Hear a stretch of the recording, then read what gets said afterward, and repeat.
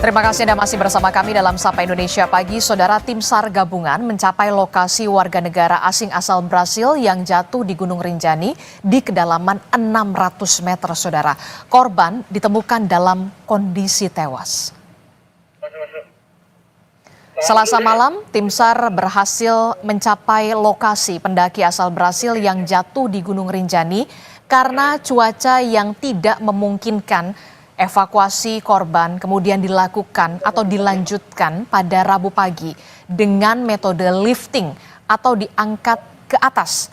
Evakuasi akan dilanjutkan rencananya menggunakan helikopter dari Posko Sembalun menuju Rumah Sakit Bayangkara Polda Nusa Tenggara Barat.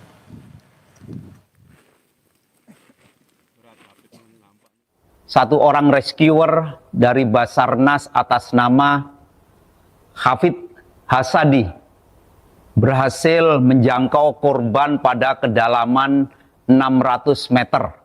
Dikonfirmasi dan dipastikan korban dalam kondisi meninggal dunia. Selanjutnya terhadap korban dilaksanakan wrapping survivor. Dikarenakan cuaca yang tidak memungkinkan dengan visibility atau jarak pandang yang sangat terbatas, maka diputuskan evakuasi korban akan dilanjutkan pada hari Rabu tanggal 25 Juni 2025. Sementara itu, saudara, Balai Taman Nasional Gunung Rinjani menutup sementara jalur menuju puncak demi mempercepat proses evakuasi pendaki asal Brasil. Penutupan jalur dimulai 24 Juni sampai dengan batas waktu yang tidak ditentukan. Seluruh akses menuju puncak Rinjani ini ditutup sementara demi menjaga keselamatan tim SAR yang bertugas. Penutupan perlu dilakukan mengingat medan evakuasi yang terjal dan tentu saja rentan terjadi longsor. Ini kita belum bisa pastikan kapan, tetapi artinya sampai selesainya evakuasi ini. Sampai selesai evakuasi, kita lihat kondisinya mungkin sudah tidak ini lagi, kita akan tutup segera. Ya. Artinya ini bukan penutupan total ini Gunung Rinjani. Ini hanya penutupan pada di Pelawangan 4 sampai summit gitu. Tapi yang lain-lain silakan danau apa silakan bisa tutup. Tempat-tempat lain jalur-jalur lain masih bisa. Hanya ke summitnya saja dari Pelawangan 4 puncak, ya. Ini untuk memperlancar proses evakuasi dan untuk keselamatan pengunjung dan ini tim juga, tim evakuasi. Kita sudah bersama dengan pendaki profesional yang juga pendiri El Pala. Sudah bergabung bersama kami di studio, sudah ada Mas Dar Edi Yoga. Selamat pagi, Mas Dar. Selamat pagi, Mbak. Iya, apa kabar? Luar biasa. Ya, alhamdulillah sehat ya. Tapi sebelum kita membahas bagaimana soal karakteristik Gunung Rinjani yang kita tahu memiliki ketinggian 3.726 meter di atas permukaan laut. Sebelumnya kita akan simak bersama dulu bersama dengan pemirsa Kompas TV terkait dengan sejumlah data Gunung Rinjani. Kita akan lihat bersama, dipersilahkan kita lihat ini adalah Gunung Rinjani yang memiliki ketinggian 3.726 meter di atas permukaan laut, saudara. Dan kita tahu pendaki warga negara Brasil meninggal ini setelah jatuh di area jurang di Cemara Nunggal yang kita tahu cukup ekstrim menuju puncak, saudara.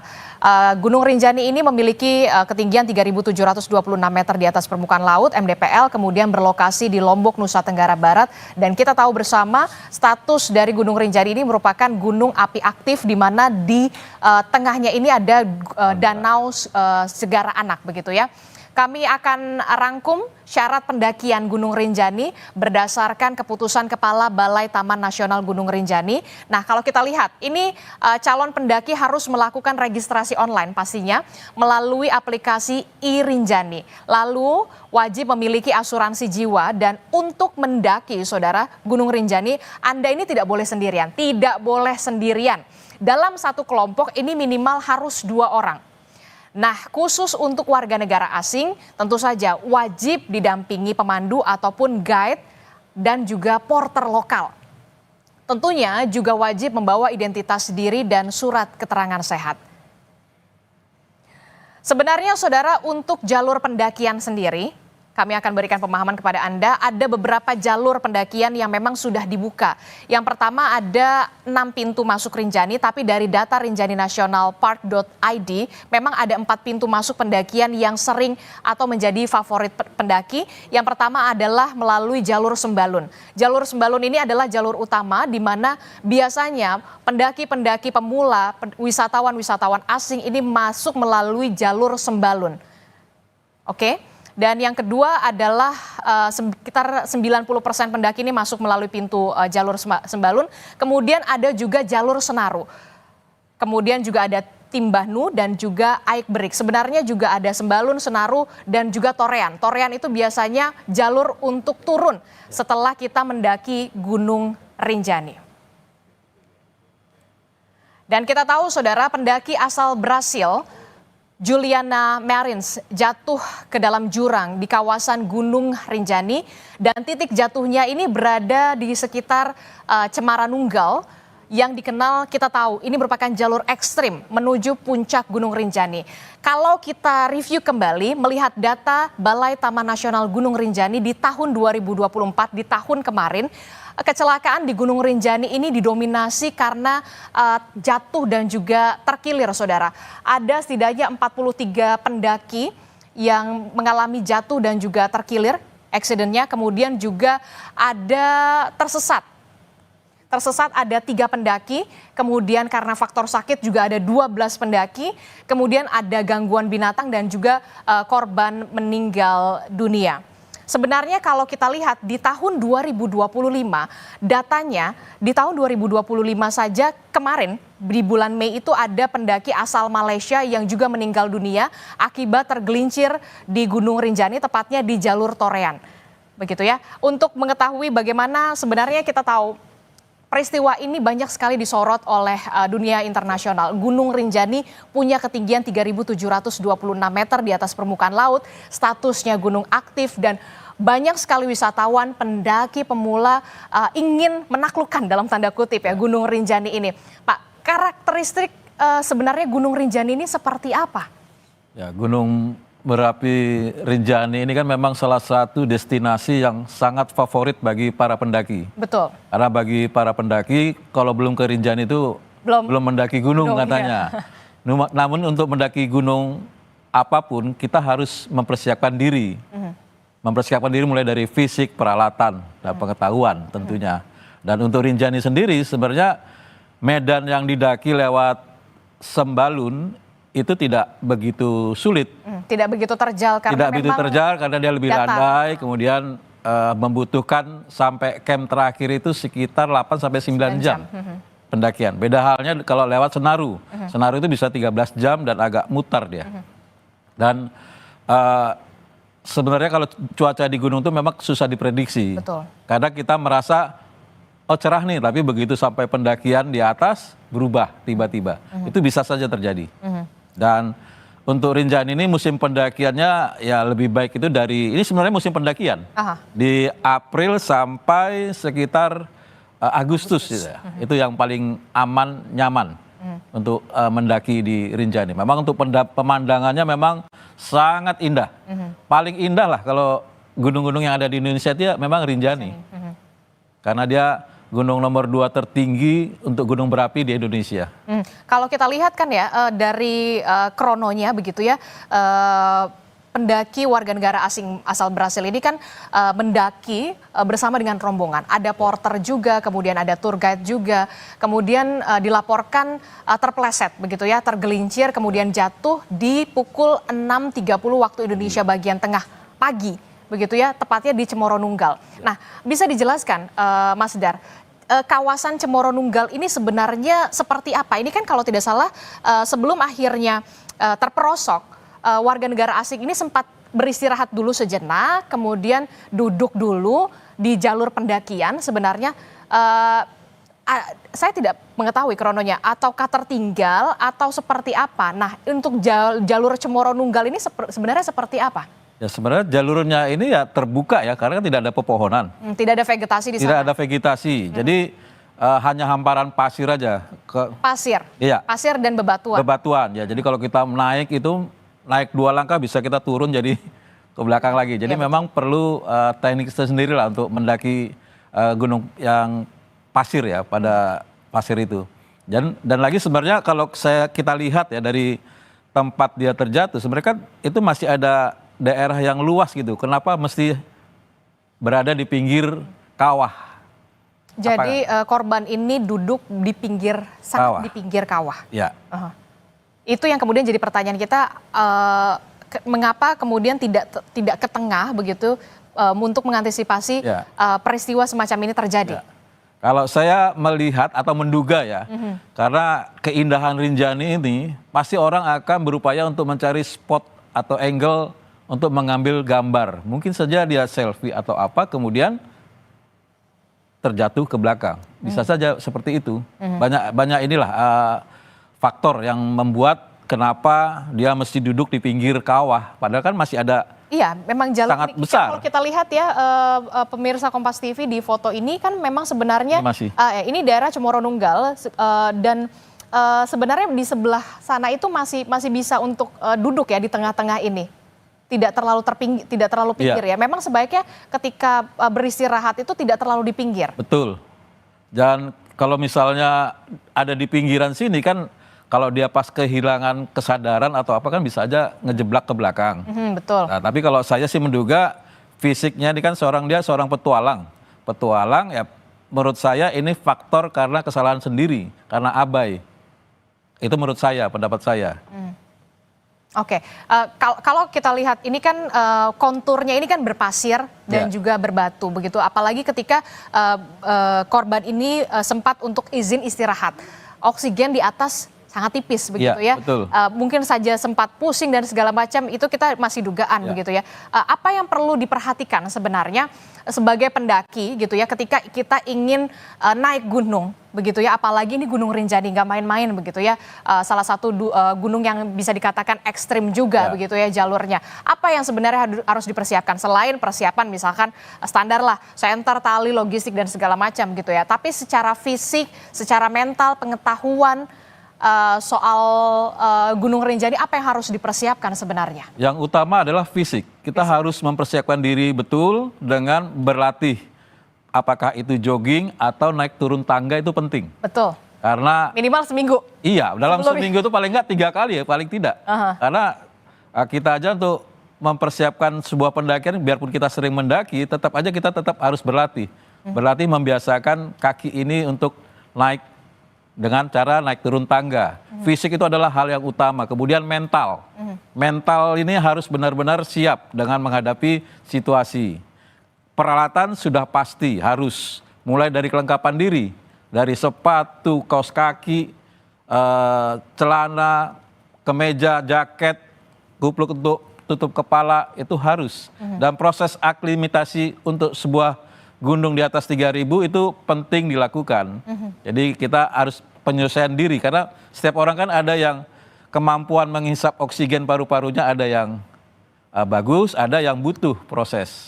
Nah itu apalagi ketika di puncak gunung begitu ya, menuju puncak itu kan memang oksigen di atas itu tipis sekali ya. Betul. Nah nah itu tadi harus jogging dulu minimal seminggu sebelum pendakian. Ya. Selain itu apalagi? Kalau kita lihat kan itu terjatuh 6.30. Kemungkinan apakah rombongan ini bermalam dulu di Segaranak atau kemudian dari memang pos kandang sapi itu langsung naik ke atas atau seperti apa kalau dari pengalaman Anda? Ya, kalau dari pengalaman kita itu biasa dari pos terakhir kita ngecamp, subuh jam-jam 3 kita itu sudah melakukan summit attacks. Nah itu memang situasinya gelap, tapi kalau misalnya dia jam 6 itu udah terang di sana, karena kan mataharinya duluan. Jadi kalau di pemberitaan ada mengatakan karena gelap segala macam, sih enggak ya. Enggak, karena memang 6.30 waktu Indonesia bagian tengah itu sudah memang terang dan cerah begitu ya. Dan biasanya memang di gunung itu kan waktu-waktunya adalah dari pagi sampai jam 11 siang itu memang cuacanya lagi memang bagus-bagusnya. Kemudian setelah itu bisa berkabut, berangin dan juga bahkan hujan turun begitu ya. Dan itu yang memang harus diantisipasi oleh pendaki dan termasuk juga pengetahuan yang diberikan oleh tour guide dan juga porter pastinya. Betul. Ya itu memang harus syarat mutlak ya. Kita harus mengikuti adat istiadat setempat, harus mengikuti panduan yang sudah diberikan di pos pendakian. Yang penting itu adalah porter atau pemandunya ini yang akan membimbing seorang pendaki untuk bisa mencapai puncak gunung. Oke, sebenarnya apa ya bisa dikatakan SOP-nya ketika ada accident terjadi di saat pendakian begitu ya. Ini kan 6.30 waktu Indonesia bagian tengah terjatuh dilaporkan, kemudian kalau tidak salah proses rescue penyelamatan itu sekitar pukul 2 siang. Nah, ini sebenarnya bisa tidak dari pos-pos yang sebelumnya ini berusaha ada tim rescue dari pos sebelumnya untuk bisa menjangkau ke titik lokasi, atau seperti apa sebenarnya sistemnya untuk rescue sendiri? Rescue di setiap gunung itu kan berbeda-beda ya. Beda kalau misalnya kita pendakian di luar negeri itu benar-benar dikelola secara profesional. Jadi, kalau untuk di Gunung Rinjani, kalau setahu Rinjani Anda sendiri itu paling melibatkan dengan tim SAR setempat di bawah aja yang masyarakat atau tim porter. Tapi kalau khusus standby ada tim SAR sendiri, saya tidak tahu di situ. Apakah ini melibatkan dari kalau saya tahu kan ini langsung dari Basarnas diambil alih kan. Jadi ya tentunya melibatkan porter setempat. Itu udah pasti, atau tim pendaki di daerah Lombok. Oke, kalau kita lihat Mas Dar, ini kan di belakang Anda upaya evakuasi yang dilakukan oleh tim SAR dan juga rescue begitu ya, tim SAR gabungan dengan metode lowering. Ya. Itu juga untuk turun sampai ke bawah menggunakan tali sling begitu ya untuk bisa menjangkau, tapi kemudian ada kesulitan di sana karena medan di sana itu kan memang curam, terjal, kemudian berpasir, rawan longsor. Itu yang menjadi kendala begitu ya. Nah, menurut Anda adakah skema-skema lainnya yang mungkin bisa dicoba begitu ya? Karena memang ada menggunakan helikopter juga. Tapi kemudian ketika menggunakan helikopter, saya membayangkan di atas bawahnya pasir, apa nggak buyar atau seperti apa skemanya? Ya, kalau menggunakan helikopter kan kita juga harus melihat ketinggian jelajah sebuah heli itu kan idealnya antara 5.000 sampai 7.500 ya, masih ada oksigennya, kadar oksigennya. Kalau di atas itu kan enggak. Sementara kalau ketinggian Rinjani adalah 3.700, itu sama dengan hampir 10.000 ya, kalau 10.000 kaki. Sementara ketinggian maksimum helikopter yang aman itu kan sekitar 7.500 ya, 1.500 feet. Ya, jadi sekitar 2.000-an. Jadi kalau menggunakan evakuasi menggunakan heli sepertinya sangat sulit. Apalagi kan itu dengan dinding-dinding kawah, kemudian arah angin juga kan agak berbeda ya di situ ya. Yang aman itu ya seperti tadi. Lowering tadi dengan melakukan rappelling. Seorang tim SAR turun ke korban, kemudian diikat, baru ditarik ke atas. Itu yang paling memungkinkan. Paling memungkinkan itu. Kalau kemudian skema selanjutnya bisa tidak dari Segara Anak, kemudian itu kan tadi dari atas ya, lowering begitu. Ya. Bisa tidak kemudian dari bawah, kemudian dari ke atas? Kalau dari Segara Anak tuh jauh ininya, jalannya. Oke. Kan posisi dia jatuh dengan kalderanya itu kan agak jauh. Okay. Bukan pas di Segara Anak. Kalau pas di Segara Anak ya lebih enak. Tapi ini kan benar-benar ada di suatu tebing curam. Yang tidak memungkinkan heli juga untuk melakukan evakuasi. Ya salah satunya ya tadi, itu kan sudah dibikin juga tuh untuk angkor untuk turun, pijakan segala macam itu kan sudah disiapkan. Itu ya salah satu yang paling aman, yang paling praktis, nggak ada kemungkinan lain. Kemudian juga nanti kan evakuasi helikopternya kan paling setelah korban dibawa turun, baru diangkut dibawa ke rumah sakit. Oke, jadi memang menurut Anda, dari pengalaman Anda memang ketika kasus semacam ini memang teknik lowering ini yang kemudian paling bisa memungkinkan. Apalagi ini sudah disiapkan semua nih. Tergantung mungkin cuaca, inilah yang salah satu faktor pendukungnya ya? Ya, cuaca itu memang namanya gunung itu kita lihat dari bawah cerah, tapi begitu sampai atas bisa aja berubah. Karena memang cepat sekali perubahan dan itu sering dialami ya. Makanya disarankan pada musim pendakian itu jangan pada musim hujan. Musim panas saja masih seperti itu ya. Oke. Kalau kita lihat ini kan ada kecelakaan pengunjung atau pendaki Rinjani yang paling sering ini adalah jatuh terkilir karena memang kontur atau karakteristik Gunung Rinjani ini memang kan berpasir, berbatu begitu ya. Nah, apa yang kemudian pesan Anda begitu Mas Dar kepada para pendaki, khususnya para pendaki yang pemula begitu ya, baru pertama kali begitu ya, atau mungkin ya kalau baru pertama kali nggak mungkin ke Rinjani begitu ya, tapi kemudian baru pertama kali ke Rinjani, jangan sampai kemudian faktor-faktor semacam ini menjadi apa ya, menjadi kecelakaan begitu ya di Gunung Rinjani. Ya, yang pertama itu kita mendaki gunung itu bukan untuk mengejar kecepatan cepat sampai. Harus ditanamkan bahwa puncak gunung itu tidak akan kemana-mana. Jadi nggak usah buru-buru, nikmati aja setiap step by stepnya. Nikmati keindahan alam di sekitar sambil kita berjalan, dan jalan itu juga nggak perlu cepat-cepat. Apa yang mau dikejar? Kan tidak ada yang dikejar. Bukan lomba. Mendaki gunung ini kan ini adalah olahraga sunyi. Betul. Yang tidak ada tepuk tangan sorak-sorai ketika kita mencapai puncak. Makanya untuk apa kita harus buru-buru? Nikmati saja, ikuti arah dan kekuatan fisik. Kan yang tahu kita mampu atau tidaknya kan kita sendiri. Kemudian juga mental. Kadang kan mengalahkan ego ini yang paling susah. Makanya orang mendaki gunung itu bukan untuk menaklukkan gunung itu, tapi untuk menaklukkan dirinya, egonya, rasa malasnya, rasa capeknya, kantuknya, itu yang harus dilawan. Jadi bukan menaklukkan alam, itu enggak. Kita harus menyesuaikan dengan situasi.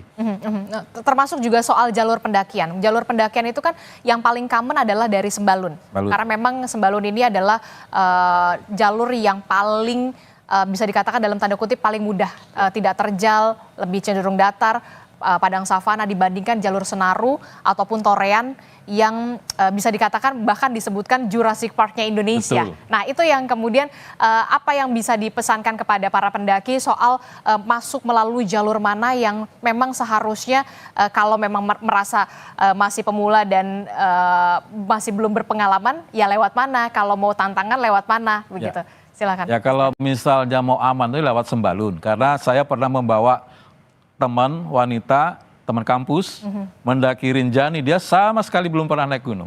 Sama sekali belum pernah? Sama sekali. Kita bawa lewat Sembalun sampai puncak. Yang paling riskan itu sebenarnya adalah ketika turun. Iya, betul. Nah, kawan ini ketika turun kakinya tadi tuh kecengklak. Tergelincir. Enggak, terkilir. Akhirnya kita menggendong, mengevakuasi dari atas sampai ke Danau Segaranak. Digendong. Walaupun memang kemudian ada porternya juga ya? Ada porternya juga. Kita waktu itu pakai 2 porter. Oke. Terakhir Mas Dar, apa yang tadi kan apa yang harus dipersiapkan, apa yang harus dihindari sebenarnya ketika ingin menaiki tidak hanya Gunung Rinjani tapi memang seluruh gunung, apalagi gunung berapi di Indonesia, apa yang harus dihindari pesan Anda? Jangan melakukan pendakian di luar jalur yang semestinya. Oke. Itu harus kita hindarkan. Ikuti apa yang sudah menjadi panduan petunjuk yang telah diarahkan oleh petugas. Ikuti aturan main. Jangan kita merasa diri kita hebat, sering mendaki di mana-mana. Kesombongan itu tidak boleh ada. Kita harus memperlakukan gunung itu sebagai sebuah misteri yang kita perlu jangkau, kita lihat dengan kehati-hatian. Itu harus. Tidak boleh ada sombong. Tentu saja kita berharap proses evakuasi terhadap satu pendaki warga negara asing asal Brasil ini bisa membuahkan hasil di hari ini, begitu ya, bisa dievakuasi ke atas begitu ya, dengan cuaca yang kemudian cerah dan juga kondusif begitu ya. Baik, terima kasih pendaki profesional yang juga merupakan pendiri El Pala, Mas Dar Edi Yoga telah bergabung bersama kami. Terima kasih Mas Dar. Ya. Oke, saudara, informasi penting lainnya masih akan kami hadirkan usai jeda. Iran secara resmi menyepakati gencatan senjata dari Israel setelah berperang selama sekitar 2 pekan. Bagaimana caranya agar perang kedua negara benar-benar berakhir?